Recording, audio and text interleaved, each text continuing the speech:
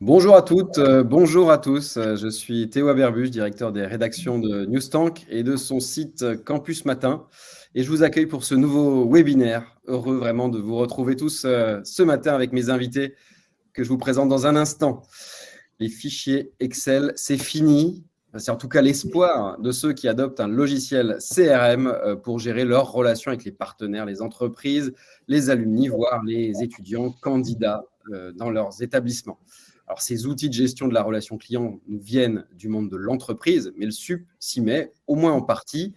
C'est notre sujet. Notre sujet, c'est aussi comment, pourquoi réaliser cet investissement. Nous en parlons d'ailleurs régulièrement sur Campus Matin. Et ce matin, nous allons vous proposer des retours d'expérience avec deux établissements qui ont réussi leur bascule CRM avec des profils assez complémentaires, puisque nous accueillons Agnès Ribier, chargée de relations entreprises à l'INSA Centre Val-de-Loire. Bonjour Agnès. Bonjour. Merci d'être avec nous. Et votre co-intervenant, Emilien Sanchez, responsable de la formation professionnelle à l'Université Jean Moulin Lyon 3 et qui a une autre casquette, celle de vice-président du réseau des directeurs formation continue universitaire, la FCU. Bonjour Emilien. Bonjour Théo, bonjour à toutes et tous. Merci à vous deux d'être là. On va très vite, dans un instant, profiter de votre expérience et pourquoi pas de vos erreurs. Vous nous disiez un petit peu ce à quoi il faut faire attention en matière de CRM. Et puis, je compte sur tous ceux qui sont en train de se connecter là, progressivement à ce webinaire pour participer, pour contribuer dans le chat. Si vous voulez vous échauffer, d'ailleurs, n'hésitez pas à vous signaler, à nous dire qui vous êtes, d'où vous nous écoutez dans l'onglet de chat. Et ce sera là qu'on prendra vos questions. La priorité à vos préoccupations, à vos questions tout au long de ce webinaire.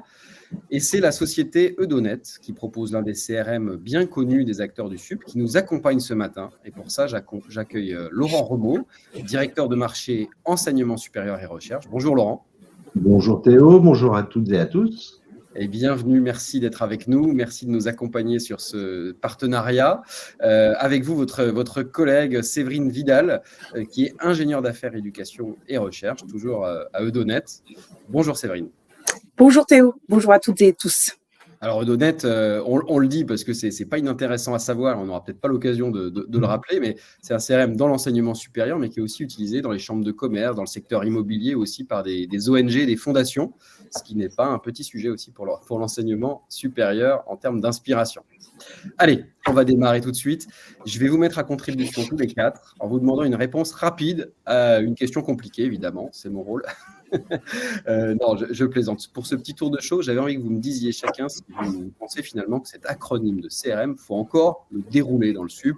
Dit autrement, est-ce qu'il est entré dans les mœurs ou est-ce qu'il y a encore un petit peu d'explication à faire?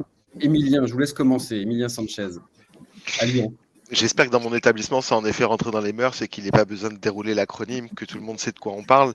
J'ai le sentiment pour autant qu'il reste un peu de chemin encore pour que tous les établissements s'emparent de cette question. Eh ben, on va essayer de parcourir un petit bout de chemin. Allez, Laurent, sans ordre protocolaire, vous en pensez quoi, vous qui proposez des solutions? Alors, nous, ce qu'on constate, il n'y a plus forcément besoin de détailler effectivement ce que c'est un CRM. On est plus sur à quoi ça sert et qu'est-ce que cela apporte comme bénéfice, la mise en place d'un CRM. Ouais. On est plus dans cette optique aujourd'hui. On met en place. Séverine, alors vous parlez du même endroit ou presque que Laurent, mais vous avez peut-être un regard complémentaire? Je suis assez d'accord avec ce que Laurent vient d'indiquer. Je ferais peut-être une petite différence sur les primo-accédants quelque part au CRM qui parfois effectivement ont besoin d'un petit rappel pédagogique sur le sujet. Oui. Eh ben on est là pour ça. Hein. Agnès, qu'en dites-vous? Moi, je pense Agnès que CRM, c'est rentré dans les mœurs. On connaît le terme. Après, est-ce qu'il est mis en pratique dans les établissements d'enseignement supérieur? Je pense que ça démarre. C'est déjà rentré dans les mœurs de certaines écoles, mais il y a encore du travail à faire et ça me semble très, très utile et très important. Bon, eh ben, on va rentrer dans le vif du sujet, tout simplement. Je rappelle, n'hésitez pas au fur et à mesure de ce que disent nos intervenants, posez des questions, réagissez, ça orientera aussi mes questions. On va démarrer, et Agnès, je vais vous laisser l'écran et la parole. que vous nous disiez en quelques mots, finalement, un CRM, pourquoi faire, en nous parlant de votre cas de figure à l'INSA Centre-Val de Loire. Comment vous en êtes arrivé là? C'est relativement récent, finalement. Alors, une question, attendez, parce que je vois Kamel Sali qui nous demande à quoi correspondent les lettres CRM. Customer Relationship Management, donc un outil de gestion de la relation client. J'espère que j'ai bon. Voilà. Agnès, vous nous dites un petit peu comment vous y êtes arrivé à l'INSA? Alors moi, en fait, dans mes expériences passées, ça fait 28 ans que je travaille dans le domaine de la formation. J'ai commencé dans le privé et quand je suis arrivée à l'INSA il y a 9 ans, donc là, je découvre l'univers établissement enseignement supérieur dans le public. On n'avait pas d'outils. Tout se faisait sur des fichiers Excel. Et petit à petit, avec l'expérience que j'ai eue, les échanges que j'ai eus avec mes collègues, on a convenu qu'effectivement, il était utile de travailler avec un CRM pour faciliter notre organisation, notre communication et nos relations avec les entreprises de manière globale. Donc, il a fallu beaucoup de temps quand même avant de changer les habitudes, mais on a profité d'une super occasion, le Covid, puisque cette période de confinement a un peu bouleversé notre organisation. Il y a eu des temps morts. On n'avait plus la possibilité de gérer des stages comme avant. Donc, des collègues qui avaient du temps disponible. Donc, on s'est penché sur l'occasion, sur ce projet-là. Et donc, c'est comme ça qu'on est arrivé à l'acquisition d'un CRM. On a profité de cette occasion pour vraiment se lancer sur ce projet et consacrer tout le temps qu'on avait pour optimiser le projet pour l'INSA Centre-Val de Loire. Et alors, du coup, avec quel, puisque d'ailleurs, ça rebondit sur une des questions là qui est posée aussi, avec quelle cible, avec quels usagers derrière que vous vouliez justement mieux gérer? Alors, en fait, dans le service, on gère tout ce qui est stage, taxes d'apprentissage, organisation d'événements, relations avec les entreprises, que ce soit sur la région ou au niveau national. Et donc, on n'avait aucun outil pour faire tout ça. Donc, l'idée, c'était de gérer la plupart de nos activités via cet outil, à la fois pour l'aspect qualitatif et en même temps pour faciliter nos échanges avec les entreprises. Puisque finalement, quand quelqu'un allait visiter une entreprise pour présenter l'école, pour les démarcher, que ce soit pour nos étudiants, qui cherchent des stages, de l'alternance ou pour les futurs diplômés. Ça permettait, on n'avait pas d'outils, donc il fallait solliciter tous les collègues pour savoir quel historique sur les stages, sur l'alternance. Et en plus, on a une particularité, c'est qu'on a 2 campus, donc chacun travaillait sur des fichiers différents. Avec le CRM aujourd'hui, on peut en un clic consulter la fiche de l'entreprise et voir toutes les activités de l'école avec cette entreprise. Ça change la vie, effectivement. Donc, ce n'était pas une formule, on passe du fichier Excel à un outil intégré. Ça a été un vrai gros projet et un bouleversement aussi de nos habitudes. Alors, donc, ça concerne notre service, mais également le service recherche, tout service qui travaille avec des entreprises dans l'école, mais essentiellement la direction des partenariats. Ok, on va faire le complément avec Émilien pour voir un petit peu quelle était la démarche qui est un peu plus ancienne à Lyon 3, Émilien, et puis avec cet enjeu d'englober une entité à l'échelle d'une université, des entités à l'échelle d'une université. Exactement, avec peut-être cette différence, c'est d'avoir à englober différentes composantes et de partager ça à l'échelle d'un établissement qui gère 30 000 étudiants environ. L'idée et le besoin est né de la même manière que partout ailleurs, me semble-t-il, c'est comment on professionnalise cette relation partenariale, comment on sort du fichier Excel, comment on partage de l'information pour être plus performant auprès de nos partenaires et comment on garde de l'histoire, comment on garde de la mémoire de la relation aux partenaires. Et ça, c'est un vrai besoin qui a été exprimé par l'ensemble de nos collègues qui sont en charge de la relation entreprise dans les différentes composantes ou les différents services de l'université. Ça impacte bien sûr les stages, les offres d'emploi, l'alternance, la formation continue, mais également tout ce qui est recherche partenariale. Et donc, créer cette visibilité, cette information partagée, il faut un outil pour ça, ça s'outille. Et puis, il y avait un deuxième objectif opérationnel qui est poursuivi dans la mise en place d'un CRM à l'échelle d'un établissement. C'est comment, au niveau de la gouvernance de l'établissement, on crée de l'information sur la relation partenariale, qui est avant tout locale, qui se crée et qui se noue au niveau de chacune des formations, au niveau de chacun des enseignants de l'établissement. Comment on arrive à créer cette information, cette cartographie à l'échelle d'un établissement, des partenaires qui comptent et comment on donne cette information au président qui est le premier ambassadeur de l'établissement dès lors qu'il va rencontrer un partenaire extérieur. Donc, 2 finalités, en tout cas 2 objectifs poursuivis à l'implantation d'un CRM à Lyon 3. C'était celui d'accompagner opérationnellement les agents qui sont en charge de la relation partenariale et puis à l'échelle d'un établissement, créer cette information partagée de manière à pouvoir alimenter la stratégie et les moyens dédiés à la relation partenariale. Alors, il faut peut-être dire pour le contexte que, et vous m'en parliez en préparant ce webinaire, qu'à Lyon 3, 20% de vos ressources sont des ressources propres. 20% de votre budget provient de ressources propres. Donc, on parle là d'un véritable enjeu stratégique pour mieux travailler avec des partenaires. En effet, on fait partie de ces établissements qui sont relativement peu dotés par étudiants, et donc il a fallu trouver des moyens de se donner des chances de notre développement, en tout cas trouver les moyens de notre développement et de nos ambitions, et gérer des ressources propres, générer des ressources propres est un élément stratégique indispensable pour notre établissement, et donc pouvoir outiller ça, rendre ces missions plus efficaces, nécessite de se doter d'outils. Alors, vous l'avez un peu dit, mais on peut peut-être prolonger sur un dernier point là-dessus. Vous me disiez aussi combien c'était important d'avoir un reporting clair à faire à son président, parce que quand il va voir une entreprise, finalement, traditionnellement, il découvre les partenariats, j'exagère peut-être un peu, mais il découvre les partenariats pendant le rendez-vous, quoi. En effet, les partenariats d'une université ou d'une école sont extrêmement nombreux. Et c'est une vraie grande richesse, et je le disais, les partenariats sont d'abord noués au niveau local, au niveau d'un enseignant qui va visiter, qui va suivre un alternant dans une entreprise et qui a une opportunité, ou qui est ce premier ambassadeur de l'établissement dans l'entreprise. Et donc les partenariats sont extrêmement nombreux, extrêmement variés, et il est impossible pour un président d'avoir cette connaissance exhaustive des relations qui sont nouées dans tout l'établissement et dans toute sa diversité.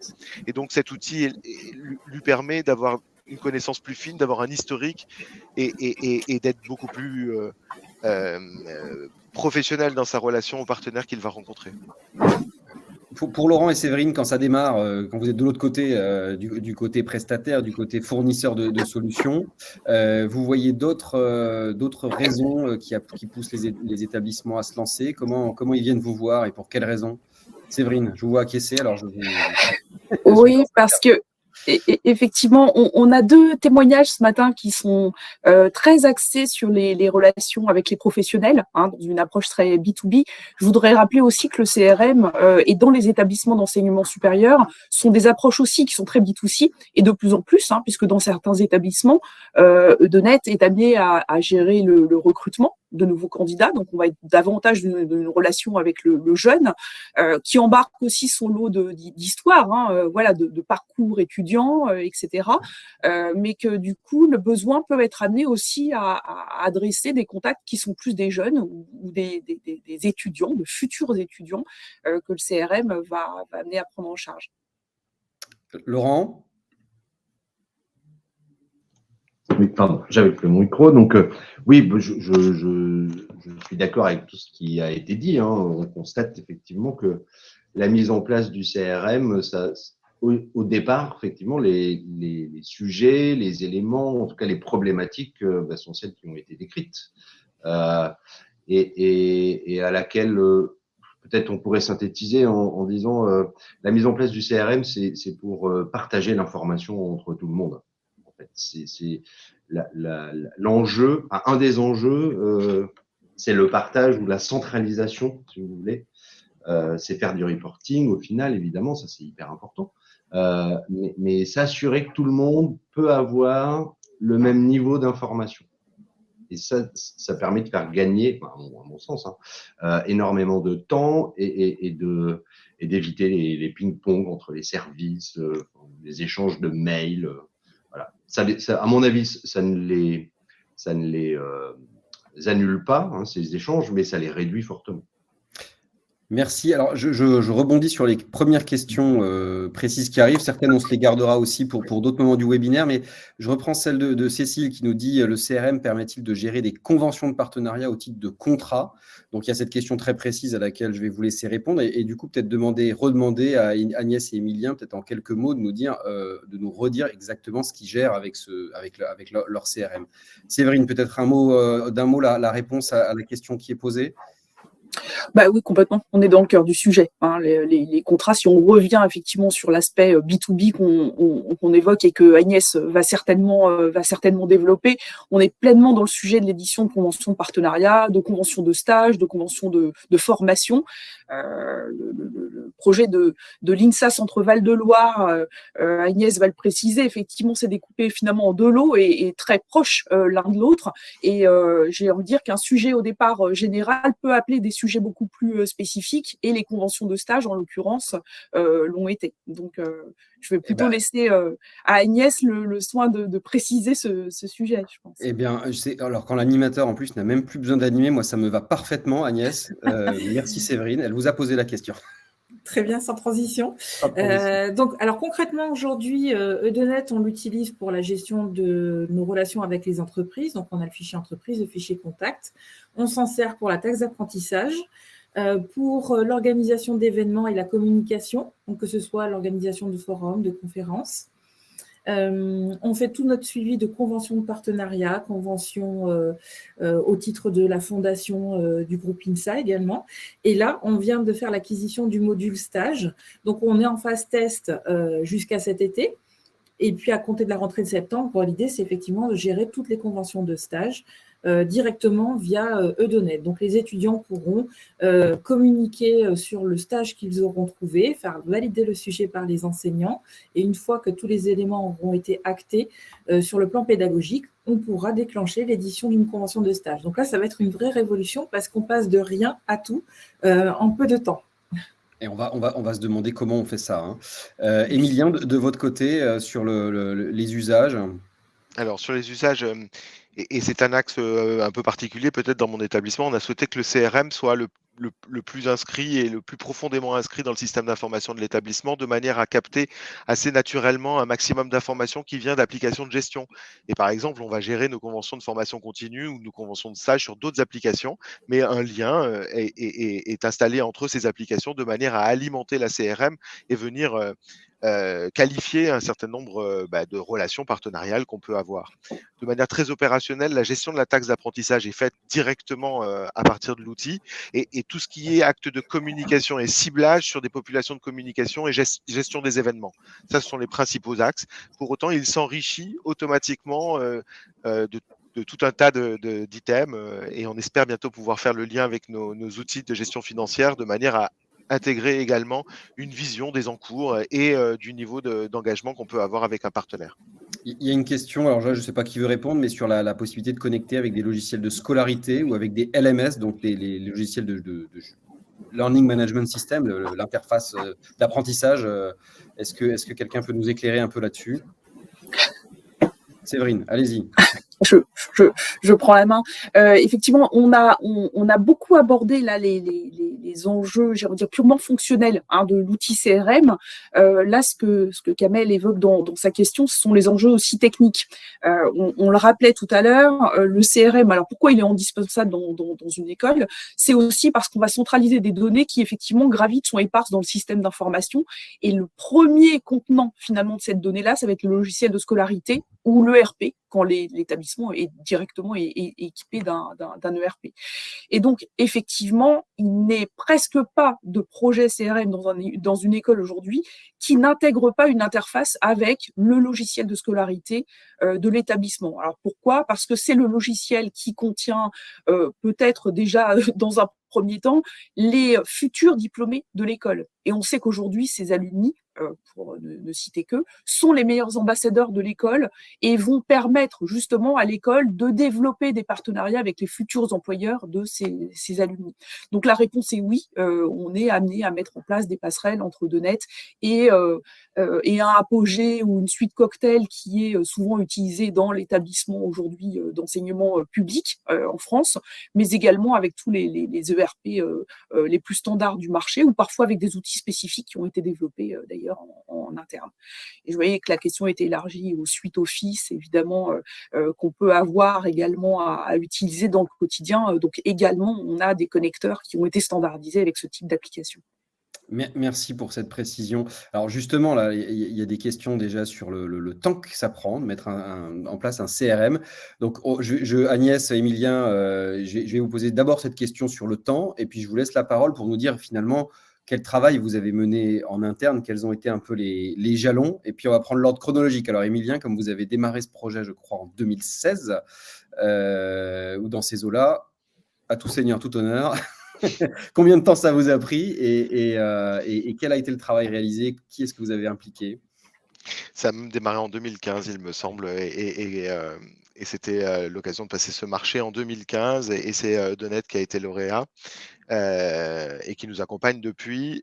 C'est toujours pas fini cette histoire à Lyon 3, et j'espère que elle ne finira jamais. Ça veut dire qu'on va le faire grossir, on va faire grossir les usages, on va accompagner davantage d'utilisateurs, et puis on va identifier de plus en plus justement d'usages à intégrer dans cet outil. Combien de temps ça prend? Peut-être que là aussi, on a commis certaines erreurs et pas mis les moyens suffisants dès le démarrage du projet, puisqu'on a recruté une chef de projet dédiée à l'outil à partir de 2019 pour donner un coup d'accélérateur et permettre l'intégration de l'ensemble de nos composantes de l'établissement dans cet outil, alors que ce n'était pas le cas dès le départ.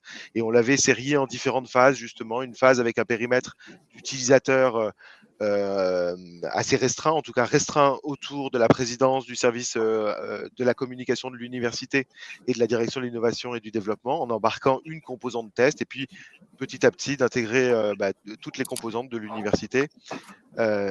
Donc c'est pas fini, et c'est, j'espère, un projet qui va continuer à vivre et à grandir et à grossir avec l'évolution de l'université dans ce domaine. Merci Émilien. Agnès, chez vous, donc vous nous avez dit, petit moment de temps libre, si j'ose dire, avec le confinement, ou en tout cas l'occasion de lancer un projet. Ça a été assez vite. Comment vous y êtes pris? Émilien évoquait là, entre les lignes, un appel d'offres pour la sélection du prestataire. Je crois qu'à l'INSA, ça n'a pas été la même méthode. Non, en fait, c'est quelque chose d'abord qui avait traîné un petit peu, puisqu'il y a eu débat assez longtemps sur l'utilité d'avoir ou non un CRM. Donc, on a regardé un petit peu tout l'existant. Et puis, ce qui a précipité les choses, c'est effectivement le confinement. Le fait est qu'on a eu du budget disponible, puisqu'il y a eu beaucoup moins d'événements organisés, plus de déplacements. Donc, c'était vraiment l'occasion, le moment rêvé pour que ce soit validé assez facilement aussi par notre direction.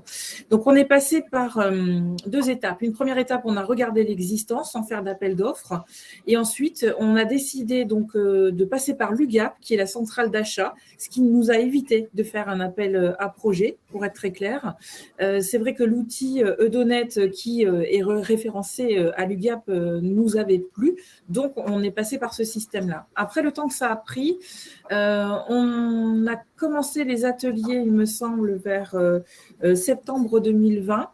On y a consacré donc 4 mois pour la mise en place de la première partie du CRM, donc hors module stage. Sur les conseils de Donnet, on a nommé 2 personnes chefs de projet, on va dire, donc administratrices aussi de l'outil. Et là, on s'est vraiment basé sur les conseils de Donnet, et franchement, c'était très précieux. Il y a eu différents ateliers organisés pour adapter l'outil à nos besoins. Et donc, à chaque fois, on a associé plusieurs personnes de l'établissement qui étaient susceptibles d'utiliser l'outil pour adapter l'outil aux besoins de tous. Donc, avoir un seul chef de projet, ce n'est pas forcément ce qui semblait le plus prudent. En s'adaptant à la démarche proposée par Donnet, finalement, on a avancé assez rapidement et tout le monde y a trouvé son compte et s'est approprié l'outil. Donc, en 4 mois, voilà, à peu près, on est passé à l'utilisation de base de Donnet. Et puis là, il y a la partie stage qui est en cours, mais le fonctionnement est différent. Nous, on a pris du retard de notre côté. Donc, il faut être conscient qu'il faut être disponible, bien rédiger son cahier des charges, comprendre ce qu'on attend de l'outil.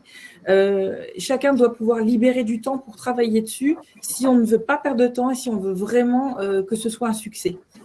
C'est un investissement budgétaire, mais je retiens que c'est aussi un investissement de temps. Laurent, pour un établissement, il faut y consacrer le temps nécessaire. Est-ce qu'il faut se faire accompagner par… Alors, ce n'est pas à la mode, les conseils, les cabinets de conseil, mais est-ce qu'il faut se faire accompagner dans les étapes préalables?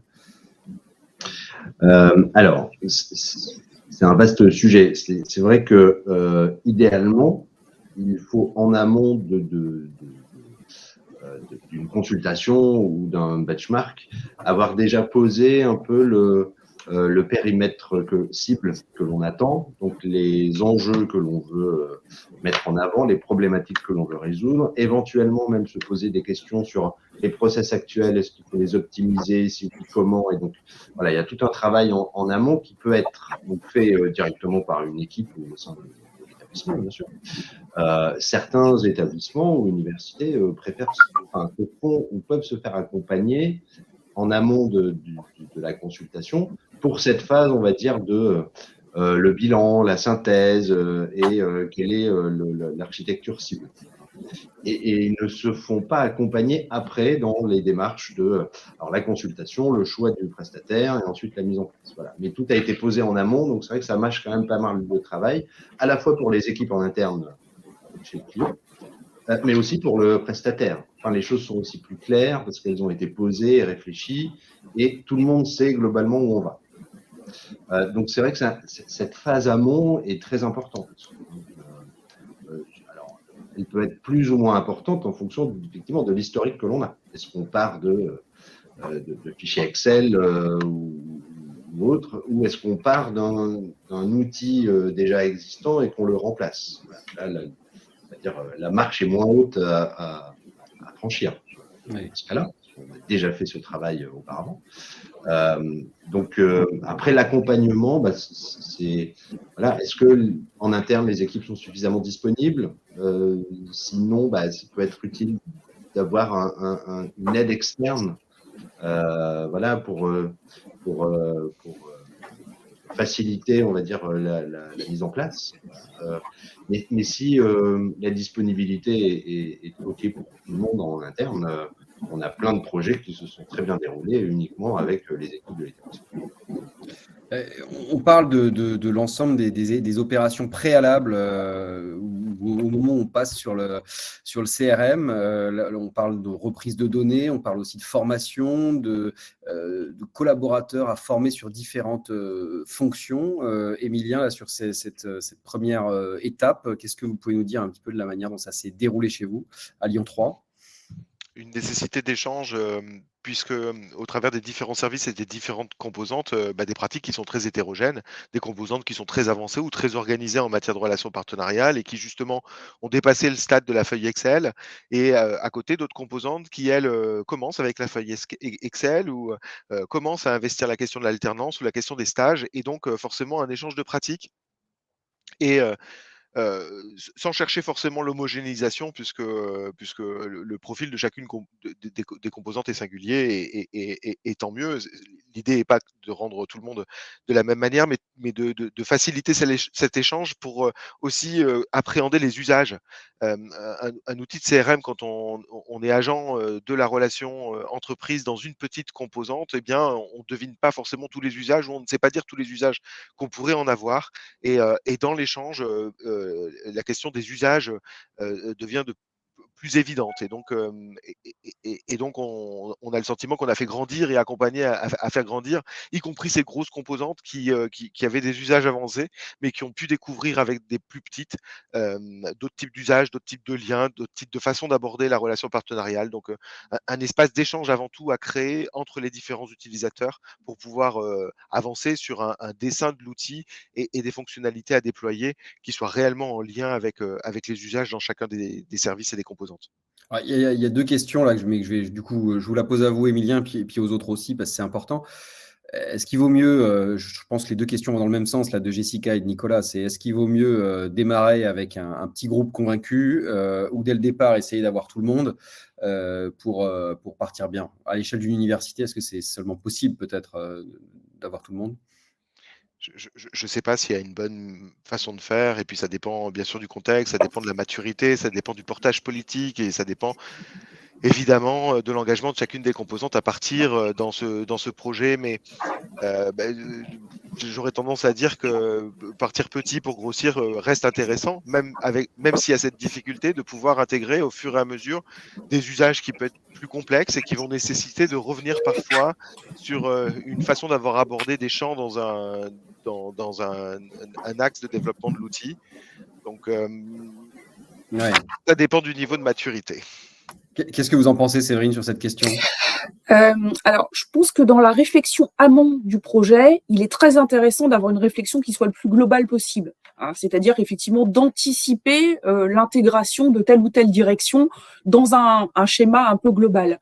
En revanche, dans la mise en œuvre, c'est vrai que nous, on a tendance souvent à prioriser peut-être certaines entités ou certaines directions qui vont être un peu pilotes et qui vont être de bons ambassadeurs pour les autres services d'ailleurs par la suite. Et on privilégie souvent cette mise en place assez progressive pour des raisons simplement de calendrier. C'est qu'effectivement, on a des services qui ont des saisonnalités qui vont être différentes et qui, du coup, vont avoir des périodes un peu plus propices dans la mise en place du CRM que d'autres. Voilà, la taxe, on connaît, la taxe d'apprentissage, on connaît aujourd'hui sa saisonnalité, hein. On a une campagne qui va être entamée en général en fin d'année et qui va s'accentuer à l'approche des mois de mars. Enfin, en tous les cas, ça a été traditionnellement ça jusqu'à la réforme qui impacte un petit peu ces schémas-là. On sait que dans les fondations d'école, évidemment, la fin d'année est une période également très très forte en termes d'intensité de travail. Et donc, c'est pas un moment assez propice pour les utilisateurs pour être quelque part mobilisés sur un sujet comme le sujet du CRM.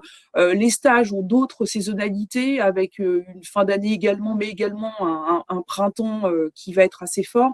Voilà. Donc, pour toutes ces raisons, nous, on aime assez orchestrer la mise en place et la décliner en fonction de l'activité, de la saisonnalité de chacun des métiers. Merci, Séverine. Agnès, alors vous nous en avez déjà un petit peu parlé, même si c'est à plus petite échelle, on a l'impression que vous avez justement voulu y aller progressivement. C'était un peu ça la logique de votre démarche. On va dire qu'il y a un service qui a été plus particulièrement impacté, la direction des partenariats. Donc, c'est clair que ce qui était important, c'est de faire adhérer tout le monde et de changer nos habitudes. Voilà, changer nos habitudes rapidement pour aller vers l'utilisation d'outils. Ce qui a facilité aussi beaucoup les choses pour nous, c'est que finalement, on est une école récente. On est la fusion de plusieurs écoles. On est devenu INSA Centre-Val de Loire en 2014. Ça a impliqué pour nos établissements d'harmoniser nos pratiques. Alors, ça a pris du temps, c'est pas tout à fait terminé, mais on y est presque. Et du coup, une fois qu'on s'est mis d'accord sur une organisation, un fonctionnement commun sur différentes activités, il ne manquait plus que l'outil derrière. Donc, c'est peut-être ça qui a facilité aussi les choses de notre côté. Ça me fait penser à une remarque que m'a faite Émilien en préparant et qui a été une des premières questions posées dans le chat, c'est-à-dire est-ce qu'il n'y a pas des obstacles au partage de l'info presque culturelle dans un établissement ou est-ce qu'au fond, c'est pas ça l'enjeu du CRM, apprendre à partager, Émilien? Oui, en effet, apprendre à partager, mais quand on déploie un outil de CRM à l'échelle d'un établissement, bien sûr, on doit rassurer, on doit accompagner l'ensemble des utilisateurs, mais montrer qu'à l'échelle d'un établissement, on est capable de respecter le travail de qualification qui est fait peut-être plus en avant dans un service ou dans une composante. Et ça rejoint la question du choix de l'outil aussi, me semble-t-il, c'est de vérifier qu'on a un outil qui permet d'aller cloisonner ou privatiser jusqu'à des champs très très fins parce que si un contact, nom, prénom, une fonction ou un nom d'organisme dans l'outil est quelque chose qui doit être public et partagé largement avec tous, peut-être qu'il y a un certain nombre de qualifications. Le fait que cette personne ou ce contact-là soit un décideur de la taxe d'apprentissage fait que ce soit une donnée qui puisse être privatisée ou gardée à l'échelle de celui qui l'aura qualifiée et qui permet de toute façon de faire fonctionner, d'amener l'ensemble des utilisateurs de l'outil dans l'échange, de pouvoir identifier qui a qualifié pour créer cet échange. Mais voilà, il me semble qu'il y a une précaution. En tout cas, c'était quelque chose qui est revenu vraiment très fort chez nous et qui a été nécessaire de mettre en place et d'identifier sur quel sujet la privatisation de l'information, le partage pouvait avoir ses limites. Plus on partage, c'est super, mais il y a certaines limites du partage qui sont à prendre en compte. Agnès, sur la gestion des droits, vous avez des choses à nous dire un petit peu sur la manière dont vous avez procédé? Sur la gestion des droits, globalement, on va dire que peut-être la seule limite, elle est pour éviter des suppressions d'informations. Voilà, je crois que c'est à peu près la seule chose. Sinon, globalement, tout le monde a accès aux informations et peut créer des contacts des entreprises ou autres. Oui, ça se limite à ça. Séverine ou Laurent, là, je ne sais pas lequel de vous deux veut réagir sur cette question de la manière dont on peut administrer les accès. Et puis, alors, je fais le lien, même si là, c'est plus une question interne, mais il y a aussi cette question de la sécurité des données, de leur hébergement, qui, dès qu'on parle de cloud et d'hébergement de données, est quand même le sujet, quelle que soit la technologie qu'on évoque. Laurent? Alors, sur ces deux sujets, alors les données. Donc, évidemment, les données qui seront présentes dans le CRM, qui seront saisies par l'ensemble des utilisateurs, l'objectif, c'est quand même qu'elles soient partagées par tout le monde. Voilà. En tout cas, visibles peut-être par tout le monde. Donc, moi, je dirais par défaut, autant partager un maximum d'informations, voilà, et les rendre disponibles, consultables. Ensuite, évidemment que les droits d'accès, il faut quand même les étudier un peu plus finement et profondément. Donc, si on se dit, toutes mes infos sont visibles, après, je peux descendre, enfin, augmenter prendre un niveau un peu supérieur en disant, est-ce qu'elles sont toutes modifiables par tout le monde? Et auquel cas, on peut quand même définir dans le CRM que les données peuvent être vues, mais ne peuvent pas être modifiées par tout le monde. Voilà.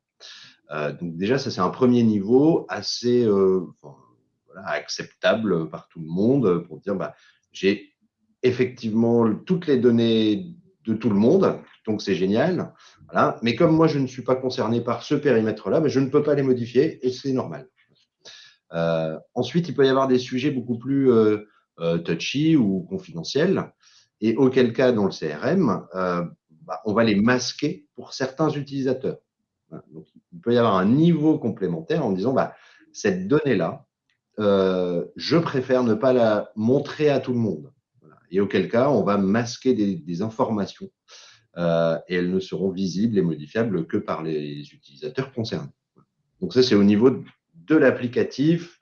Qu'est-ce qu'on fait des données dans la solution et à qui on donne les droits pour faire quelles actions. Après, il y a le niveau, on va dire, amont, c'est-à-dire qu'évidemment, les données, elles sont hébergées sur une base de données et cette base de données chez Odonet, elles sont hébergées chez un hébergeur français en France. Donc, évidemment, les données, alors déjà, les données appartiennent au client. Odonet ne fait rien avec les données du client. Nous,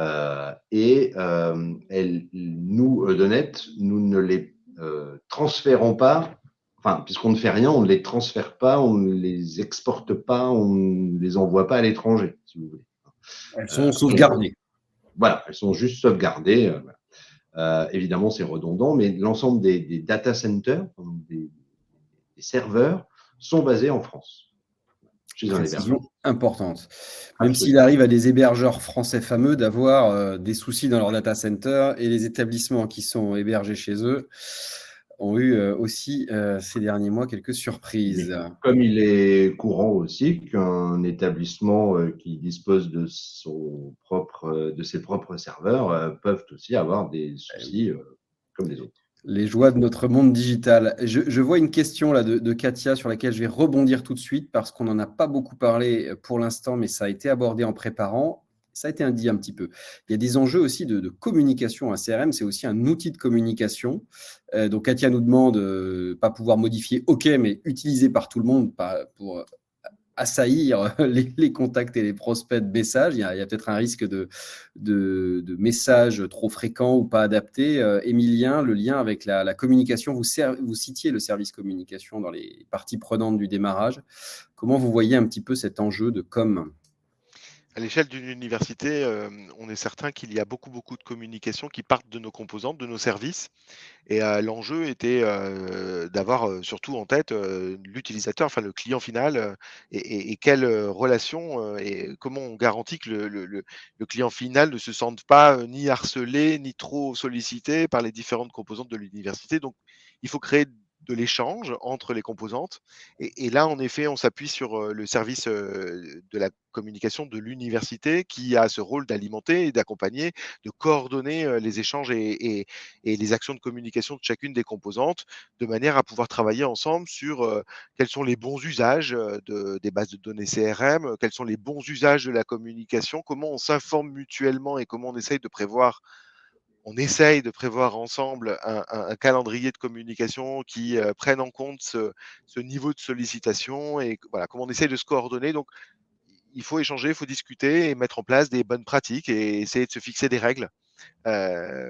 Donc, ça a fait partie de nos préoccupations et bien sûr, ça me paraît être un des enjeux forts à l'échelle d'une université. Oui, donc chacun ne peut pas décider d'envoyer des messages à la volée parce qu'il a accès au CRM. Alors en effet, il faut pouvoir planifier sa campagne, pouvoir la cibler de manière la plus fine possible et c'est ce que doit permettre un outil de CRM, c'est de pouvoir solliciter le bon contact pour avoir une communication ciblée. C'est l'objet de la qualification des contacts et donc de pouvoir adresser le bon message à la personne qui sera capable de l'écouter, ce qui veut dire qu'on ne va pas utiliser toute la base pour envoyer une campagne de taxe d'apprentissage, mais qu'on va bien cibler à quels interlocuteurs dans l'entreprise on va s'adresser. Et puis, on va essayer de mettre en place un calendrier prévisionnel de communication de manière à s'assurer qu'en effet, un même contact ne va pas recevoir 10 sollicitations de l'université au travers de ses composantes différentes le même jour ou pendant la même heure, ce qui pourrait être problématique pour tous puisqu'il souhaitera forcément se désabonner de l'ensemble des fils qu'il pourra recevoir. Merci Emilien. Et de votre côté, Agnès, comment vous... Alors, c'est plus petite échelle, mais la question, je pense, se pose tout autant. D'ailleurs, c'est un peu la question de relance de Katia en disant recherche d'intervention, proposition de stage, proposition de partenariat. Sur ces sujets-là, il n'y a pas toujours la com dans la boucle. Comment on fait ? Alors, c'est vrai qu'on n'est quand même pas très nombreux à l'utiliser, hein. On est une quinzaine aujourd'hui et on se voit assez régulièrement en réunion. Du coup, on n'a pas trop cette problématique puisqu'on se met d'accord sur le qui communique comment. Mais ça, c'est effectivement un piège à éviter, il faut y penser. Quand toutes les données sont accessibles à un grand nombre, comment on les utilise derrière? Voilà, ça c'est peut-être le piège. Ça facilite beaucoup les échanges, mais il ne faut pas trop non plus en faire. Donc pour l'instant, on n'est pas confronté à ça. Alors, c'est un peu un à côté, mais là aussi, ça a été mentionné dans les questions, se former aux aspects RGPD, qui ne sont pas forcément des choses au départ dans votre portefeuille, dans un service comme le vôtre. C'est venu avec aussi ce type d'outils. On doit se former à ça. On avait déjà un référent RGPD dans l'école qui nous avait sensibilisé effectivement à cette notion et tout ce que ça pouvait impacter, impliquer dans l'école. Donc, il a fallu identifier tous les outils utilisés. Et c'est vrai qu'une chose qui était intéressante avec Edonet, c'est que la notion de RGPD est prise en compte. Séverine, Laurent, je laisse dérouler nos intervenants parce qu'ils sont très précis, mais vous me faites signe quand vous avez des compléments peut-être sur d'autres cas de figure. Tiens, peut-être aussi une chose qui a été mentionnée, et c'est pas si loin de la communication, les alumni. Ça a été dit, ils sont le trésor de guerre. Je crois que c'est Laurent qui nous disait qu'avec les alumni, on pouvait faire plein de choses. Il y a eu des questions assez précises, plateforme alumni et CRM, comment on associe les deux. Donc, est-ce que vous avez un petit peu des retours, là, Séverine, sur ce lien avec l'enjeu alumni? Oui, complètement. Et je réponds cela effectivement aux questions qui ont été posées. On est régulièrement amené à mettre en place des interfaces entre les plateformes de gestion d'alumni, qui sont effectivement des plateformes qui sont vraiment spécialisées sur ces sujets-là, qui facilitent l'animation d'un réseau, etc., avec l'application Edonet. Et donc, le but, c'est souvent de faire en sorte finalement que la plateforme qui contient des données directement émises par l'alumni, comme notamment et en particulier ces changements d'expérience professionnelle, etc., qui sont de la donnée hyper importante évidemment pour les utilisateurs du CRM. Donc l'enjeu est que ces données-là soient déversées, mises à jour le plus rapidement possible dans Edonet. Donc on met en place des flux souvent descendants. On n'a pas forcément besoin de faire le flux dans le sens inverse, mais donc descendant de la plateforme d'alumni. Et les éditeurs qui évoquent certains utilisateurs sont pris en compte par Edonet, et on met en place ces flux qui sont récurrents et qui vont faire en sorte que finalement la base des contacts alumni d'Edonet soit régulièrement à jour en fonction effectivement des impulsions faites par les plateformes de gestion d'alumni. Sur cette question des alumni, Agnès et Emilien, vous les gérez comment? Vous avez quoi en stock? C'est un enjeu fort. Emilien, peut-être? Agnès, allez-y, pas de problème. C'est comme à l'école, si vous levez la main, oui, il faut lever la main. Non, il y a un petit flottement. Agnès, je vous en prie. Alors je sais qu'il y a une convention en cours de signature avec Human Road. Donc ça, c'est en cours. Voilà, donc pour l'instant, ça se structure avec l'association des alumni. D'accord, oui, parce qu'il y a aussi des parties prenantes, parfois c'est un peu particulier aussi les associations alumni. Émilien, sur cette question, un complément éventuellement? Pas très original, mais ça se structure également, toujours dans la philosophie que nous avons à Lyon 3, c'est-à-dire des outils dédiés à la gestion de certains aspects opérationnels des choses, et notamment la gestion des alumni, avec cette interface indispensable à réaliser avec le CRM, de manière à enrichir et qualifier davantage et toujours apporter une meilleure connaissance de nos contacts, nos partenaires éventuels. Et ça, c'est un sujet qui, pour le coup, présente là aussi beaucoup d'hétérogénéité d'approche suivant nos composantes. Donc, c'est pas encore un sujet très mature à l'échelle de l'établissement, mais qui est porté par principalement une de nos composantes. Ah, Émilien, je vous garde à l'écran un instant parce qu'on parlait tout à l'heure et j'ai oublié de vous relancer là-dessus, ça me semblait très, très original comme réflexion de votre côté. On parlait des droits d'accès au CRM et vous me disiez, et ça je ne l'ai pas souvent entendu, à qui faut-il ouvrir les accès? Pourquoi pas aussi aux enseignants-chercheurs? Alors oui, Donc, évidemment, puisque à mon sens, ce sont les premiers ambassadeurs et ce sont les premiers moteurs de la relation partenariale au sens très local du terme. Un enseignant-chercheur qui, et je l'évoquais en exemple, qui va suivre un alternant dans l'entreprise, est ce premier ambassadeur de la relation partenariale entre l'entreprise et l'université. Alors c'est un peu compliqué quand on veut, à l'échelle d'une université, ouvrir des droits à tous, ça a un coût et forcément, c'est pas forcément évident d'imaginer qu'on va ouvrir et acquérir des licences chez Eudonnet, même s'ils aiment beaucoup ça, c'est évident, ils sont là pour ça, mais c'est compliqué d'imaginer que les 1000 ou 1200 salariés de l'établissement et enseignants puissent avoir un accès sur l'outil.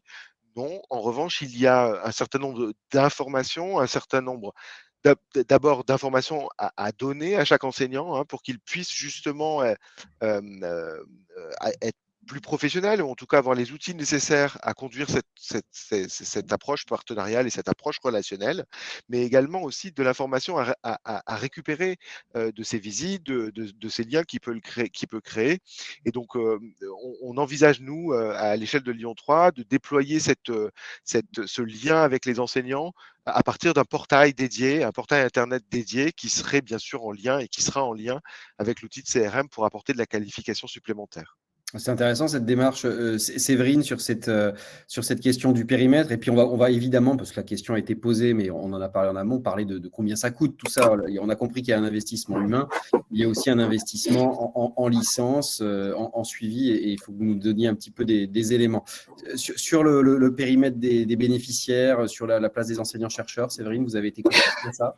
Oui, et ce sont même des sujets très très d'actualité. En tant qu'éditeur, on propose depuis quelques années, et c'est de plus en plus le cas, ce qu'on appelle des extranets, qui vont permettre effectivement d'élargir le champ des contributeurs.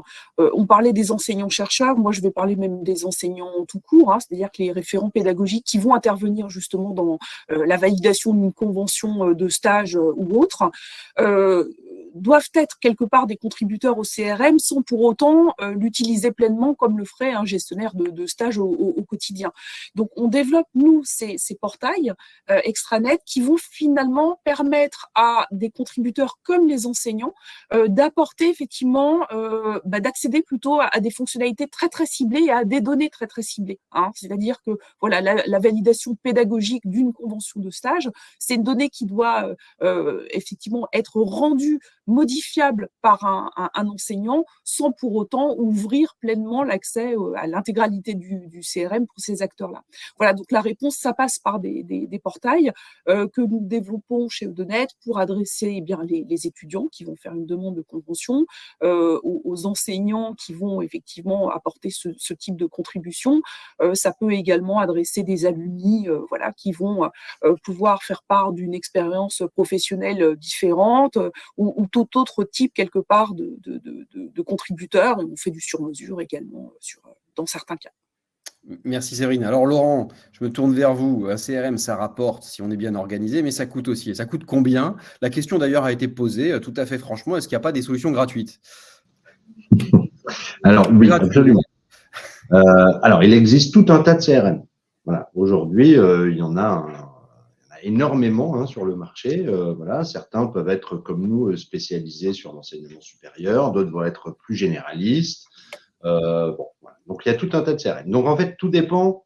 Alors, je pense déjà que les premières questions à se poser, c'est qu'en amont, donc on a fait son analyse sur comment ça marche aujourd'hui, comment on veut que ça marche. Il faut en profiter pour faire un benchmark. Aujourd'hui, sur l'ensemble, on va retrouver tous les CRM sur Internet, on va pouvoir consulter leur documentation, leur périmètre fonctionnel, ce qu'ils apportent, on peut même lire des avis, on peut les contacter pour des démos. Donc, la phase de benchmark aussi peut être importante et intéressante, et même enrichissante pour la constitution du futur cahier des charges. Donc, il y a des logiciels payants, il y a des logiciels gratuits, tout est évidemment possible. Je suis pas là pour vous dire ça, c'est le mieux et c'est comme ça qu'il faut faire. Je ne sais pas. Évidemment, tout va dépendre du degré de maturité, du niveau de déploiement que l'on souhaite, et puis de l'investissement qu'on va pouvoir fournir, à la fois en termes de disponibilité, mais aussi budgétaire. Voilà, on peut donner des fourchettes un peu, je sais pas. Alors, oui, un projet CRM. Alors, un projet CRM, les abonnements, la mise en place. Donc, vous en parliez tout à l'heure, la mise en place, c'est intégrer les données de l'établissement, c'est former les utilisateurs, c'est pourquoi pas personnaliser certains écrans. Voilà, donc ça, c'est la mise en place. Abonnement, mise en place. La première année, c'est un budget autour de 20 000 €. Et après, voilà, sur la durée, effectivement, il peut y avoir plusieurs projets consécutifs, plusieurs lots. C'est difficile de répondre à cette question, mais ça nous donne une idée. Voilà. Agnès, vous disiez que vous êtes une quinzaine. Merci beaucoup, Laurent, pour ces éléments. Agnès, vous me disiez que vous êtes une quinzaine, et vous me disiez aussi, j'y pensais en écoutant Laurent, je crois que c'est avec vous qu'on a discuté de ça, le fait que les champs étaient assez faciles à renseigner, ça n'a pas trop déstabilisé vos collègues de se retrouver dans ce nouvel outil, parce que justement ce côté spécialisé, ce côté CRM de l'enseignement sup, c'était plutôt rassurant. C'est vrai que ce qui me faisait un petit peu peur au départ, c'est que toutes les collègues ne s'approprient pas l'outil. Et finalement, il est assez simple d'utilisation, déjà d'une part. Et d'autre part, on peut le faire évoluer soi-même aussi assez facilement. Donc, il ne faut pas faire n'importe quoi, mais ça, c'est un vrai atout, je pense. Voilà. Donc, quand j'ai vu que mes collègues revenaient vers moi assez facilement en me disant tiens, j'aimerais bien qu'on adapte telle partie, qu'on rajoute tel champ, etc., je me suis dit ça y est, elles se sont appropriées l'outil finalement, elles y ont trouvé un intérêt et donc c'est ce qui a fait son succès dans l'équipe. Donc ça répond un peu à la question qui vient d'être posée. Sommes-nous autonomes dans l'intégration de nouveaux champs sans avoir de compétences informatiques ? Oui, parce que je ne suis pas du tout informaticienne. Donc, c'est vrai que j'aime bien utiliser les logiciels en général. J'ai toujours été assez à l'aise. Là, le CRM est assez facile d'utilisation. On a eu une formation utilisateur et j'ai eu une formation administrateur. Après, je ne dis pas qu'on peut tout faire tout seul. Non, il y a beaucoup de choses qu'on peut gérer soi-même. Après, il ne faut pas non plus en faire une usine à gaz. Il faut savoir prendre du recul et réfléchir avant de modifier l'outil. Mais sincèrement, on peut se l'approprier quand même assez facilement. Et puis moi, ce que je tiens à dire aussi, c'est qu'il y a une hotline qui est là. Si on a des questions, si on a besoin d'aide, on peut solliciter assez facilement Eudonet. Ils sont assez réactifs. Donc ça, c'est un vrai atout aussi. C'est très important. Merci. Séverine, en complément peut-être, une bonne pratique, c'est de prévoir une formation annuelle ou pas annuelle, je ne sais pas à quelle fréquence, de se reformer sur le sujet. Oui, vous avez raison. En fait, c'est une mise à niveau au quotidien. Alors, on propose justement, et depuis quelques temps maintenant, une formation continue des administrateurs. Alors, c'est important parce que l'application, alors Eudonet en l'occurrence, propose des mises à jour mineures qui vont intervenir tous les trimestres et qui, du coup, vont apporter leur lot de nouvelles fonctionnalités sur lesquelles, effectivement, un administrateur qui a été formé il y a 2 ans n'a pas forcément une connaissance innée. Donc, cette formation continue, elle vise effectivement à maintenir finalement à niveau les administrateurs de l'outil Eudonet. Et je dirais que la démarche identique doit avoir lieu auprès des utilisateurs finaux, hein, que ça passe par un transfert de compétences internes ou que ça passe par les services de Donnet. Et effectivement, on recommande soit d'avoir recours à une régie annuelle qui va finalement porter également cette mise à niveau qui va être faite régulièrement auprès des différents utilisateurs, et puis qui va aussi permettre, et c'est important de le souligner, un CRM, donc c'est beaucoup de préparation en amont, c'est du temps pendant la mise en place, mais c'est également un temps d'entretien, finalement, si je puis m'exprimer ainsi, au quotidien et année après année, hein, suite à la mise en place. Voilà, donc c'est important. Émilien, finalement, merci beaucoup Séverine. Émilien, finalement, on gagne du temps avec un CRM? C'est le but. Et de manière opérationnelle, on gagne du temps, mais je pense qu'on gagne surtout à être plus pro, à être plus lisible et à être plus crédible auprès des interlocuteurs finalement, puisque on gagne de l'information partagée. Et on est souvent perçu, je crois que c'était les résultats d'une enquête publiée par France Université, mais on est souvent vu comme très qualitatif, mais illisible ou inaccessible ou difficilement accessible. Et tout l'objet est de se rendre plus lisible, plus performant, partager la connaissance et l'information sur un partenaire. Et ça contribue à être beaucoup plus pro, donc beaucoup plus efficace et avoir un retour sur investissement plus clair, oui. Plus clair. Vous avez, on continue un petit peu les éléments de bonnes mauvaises pratiques. Vous avez, Émilien, des retours sur finalement ce que vous auriez pu faire autrement, vos erreurs et qui peuvent servir aujourd'hui, ou au contraire ce que vous avez fait et vous dites là c'était vraiment essentiel, ça vaut le coup de le partager? J'ai évoqué la question des moyens, et peut-être que notre approche a été trop on imaginait trop d'être plus agile que ce qu'on l'a été réellement au démarrage du projet. Donc il a fallu recruter une chef de projet dédiée qui a permis vraiment d'accélérer le déploiement de cet outil. Ça a été peut-être une erreur du départ qu'on a pu et su rattraper. Une approche un peu spécifique dans l'établissement, c'était celle de travailler vraiment l'urbanisation des données. Alors c'est un gros mot, mais l'urbanisation de nos données partenaires pour justement permettre cette intégration profonde dans le système d'information et faire que chaque utilisateur et contributeur à l'outil va aussi beaucoup recevoir. Je contribue d'une donnée, mais j'en reçois au moins tout autant.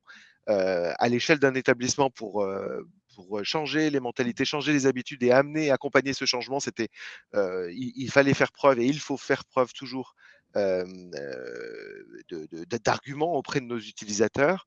Et puis on voit les usages, on voit ces outils qui se multiplient. Il est important pour nous de garder le CRM, l'outil de CRM comme un outil de restitution finalement, et donc de toujours penser le lien va avoir avec de nouveaux outils qu'on va développer. Je vous pose aussi une question avec votre casquette de la formation continue universitaire. Est-ce que c'est des sujets qui, voilà, ça fait partie des sujets dont vous discutez, puisque la formation continue, c'est vraiment une logique de développement, d'accroissement de ressources du côté des universités, dans le champ concurrentiel avec des organismes privés. Du coup, peut-être un mot, si c'est le cas, au sein de la FCU. Alors c'est tout à fait le cas au sein de la FCU, et il suffit de regarder les programmes des différents colloques là depuis les 5 dernières années, ou des colloques annuels, ou des séminaires des directeurs qui sont ces temps forts de regroupement de nos adhérents.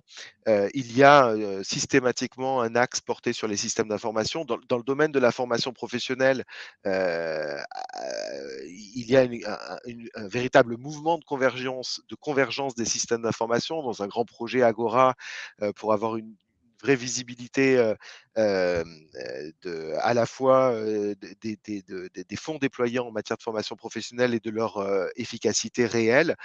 Et donc, dans les établissements, on est amené à suivre ce mouvement de, de, de concentration, j'évoquais l'urbanisation des données. On a besoin de gagner ce temps. Aujourd'hui, on est amené à exposer nos catalogues de formation sur tout un tas de sites, tout un tas d'applications qui demandent à utiliser des données de notre système d'information. Il faut être capable de pouvoir les extraire, il faut être capable de pouvoir les partager assez facilement pour gagner ce temps-là. Donc, la question de la donnée en matière de formation professionnelle est aujourd'hui un enjeu très fort à l'heure où l'État nous oblige aussi à faire remonter l'ensemble de nos certifications professionnelles pour construire le passeport d'orientation et de compétences. Et bien voilà, c'est cette convergence des systèmes d'information à laquelle l'outil de CRM participe quelque part dans notre établissement. Merci Emilien. Laurent, un peu la même question qu'à Emilien. Après tout, vous voyez passer plein de choses, puis on laissera Séverine compléter. Vos conseils pour rater son projet CRM. Voilà, on joue un rôle à contre-emploi dans ce webinaire. J'espère que nos participants ne nous en voudront pas. On va vous dire comment rater. Alors, comment rater son projet CRM? Bonne question. Ne pas avoir réfléchi à son projet cible, voilà. Ne pas savoir où on va. N'intégrer aucun utilisateur et aucun manager. Voilà. Délaisser la DSI. Enfin, ne l'intégrer qu'au dernier moment, voilà, en disant bonjour, j'ai choisi l'outil, voilà, c'est bon. Faut connecter. Comment rater son projet? Laisser faire le prestataire. C'est pas vous qui devez décider. Voilà, c'est ça. Et ne pas former ses utilisateurs. C'est une bonne liste. Hein, oui. Séverine, vous en voyez d'autres? Je vous laisse vous passer la balle. Hein. Oui. Je vais également rappeler le rôle du DPO. On a eu quelques petites surprises récemment sur ce type de configuration. Donc, par exemple, ne pas effectivement alerter votre DPO de la mise en place prochaine d'un CRM. Ça peut être également un bon vecteur pour rater son CRM.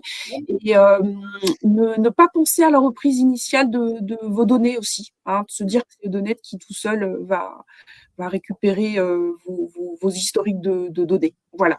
Donc, il y a du ménage à faire et de la structuration de données à faire. Ouais. Okay.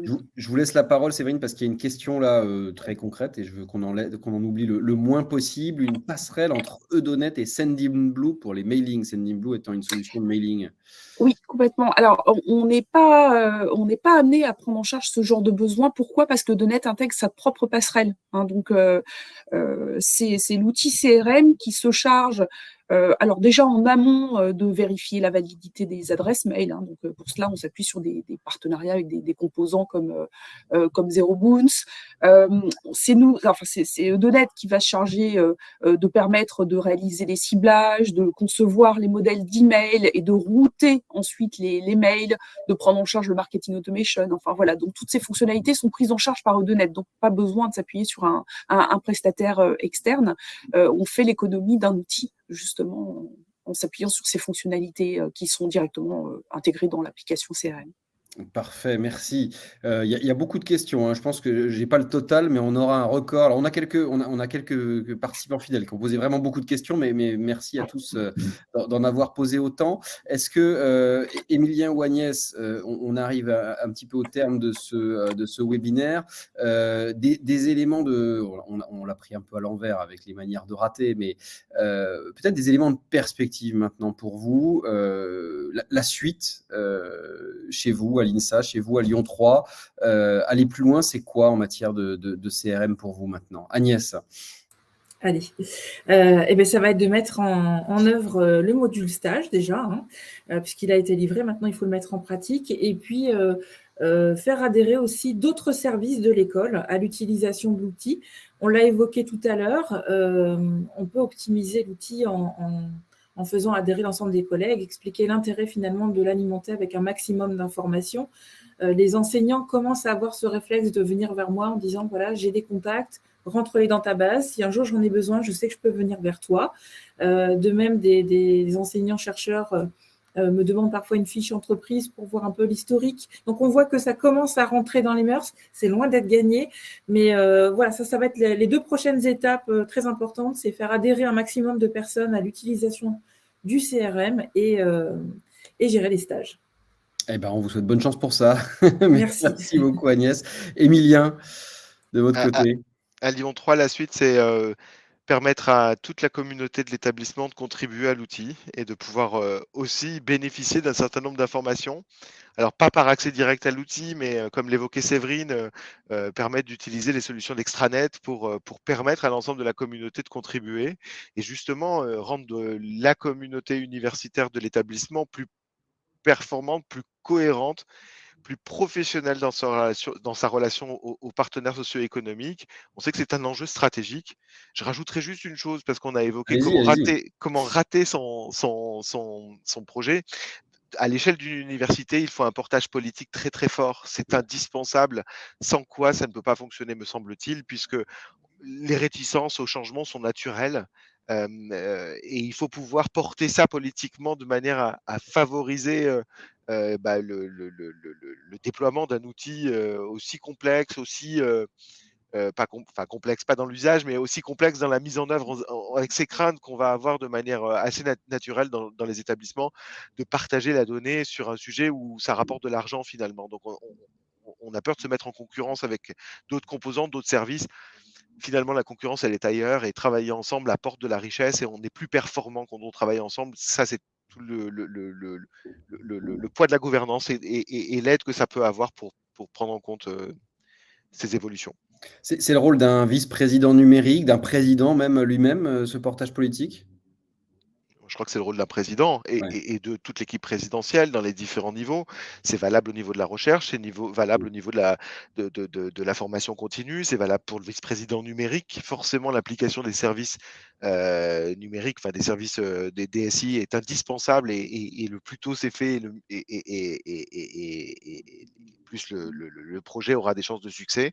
C'est une véritable gestion de projet aussi, c'est s'assurer qu'on met en place les bons comités de pilotage, les bons comités stratégiques, les bons comités de validation, les bonnes équipes projet avec les personnes idoines au sein de l'ensemble de ces instances de gouvernance de projet. Donc c'est vraiment de la conduite de projet dans un établissement à la dimension d'un établissement comme Lyon 3.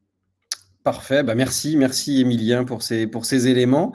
Laurent, Séverine, les perspectives pour Redonnet, s'il y en a à partager, des nouveautés, des enjeux, ou pour les établissements? Carte blanche.